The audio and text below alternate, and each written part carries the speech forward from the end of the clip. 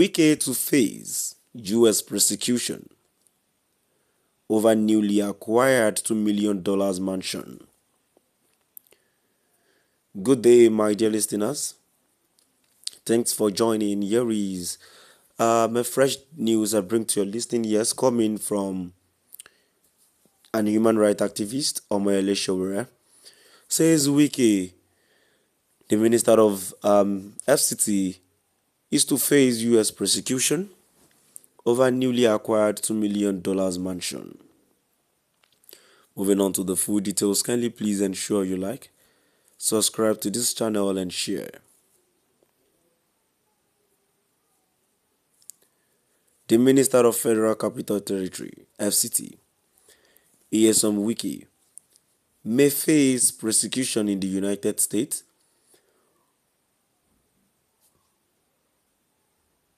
over a $2 million Florida mansion allegedly acquired through questionable means, activist Sowore has claimed.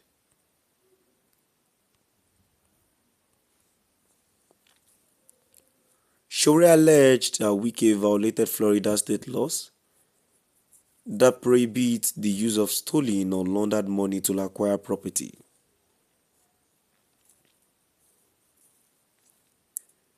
In a post on X, he said the minister purchased the mansion in cash but attempted to conceal ownership by registering it in the names of his wife, Justice Eberechil Wike, a serving court of appeal judge, and your children. Sowore further argued that the arrangement constituted property trafficking and money laundering, which fall under Florida Statute 812.19, a first-degree felony punishable by up to 30 years in prison. He said, the FCT minister is about to find out in a very hard way, and called on Florida's Attorney General, Ashley Moody, to investigate the purchase.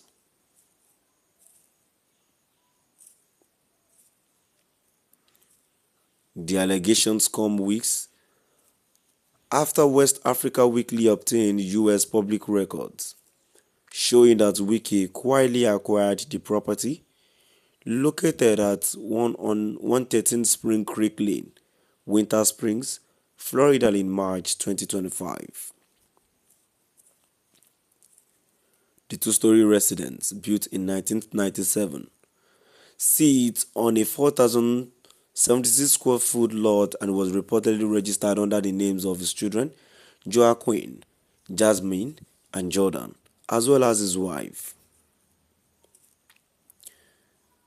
According to the report, Wike's name was deliberately excluded from the paperwork in a bid to sidestep asset disclosure requirement and scrutiny over the source of funding. The $2 million property has since sparked public outrage as the official salary and allowances of a Nigerian cabinet minister amount to roughly 7.8 million naira, about $5,000 annually, a figure far below the means required to purchase such a mansion abroad. Moving on to the comment section, the comment here says, and President Tinubu said there is no corrupt again in Nigeria is okay. A comment who says, before a person like Sowore lays such an allegation, he's sure of what he's saying. He knows that if it's a wrong allegation, he would be sued. A comment who says that the part money collected from Tinubu through the election time. You mean someone in government since 1999 can't get $2 million without stealing? Nonsense. Another comment here says, look at the faces of the criminals. Let him explain where he got the money for the properties, if not Nigerians' money he looted. A comment who says APC told us that GEJ was criminal, that they will change Nigeria for better. They won the election today. They are criminals and thieves. Tinubu is doing what no Nigerian president has done. May God forbid APC to come back in 2027. Another commenter says he was running mouth the other day in Channels TV believing UK is Nigeria, that you can do anything and get away with it. I know too well that Sowore has more than enough evidence against arrogant minister and his boss.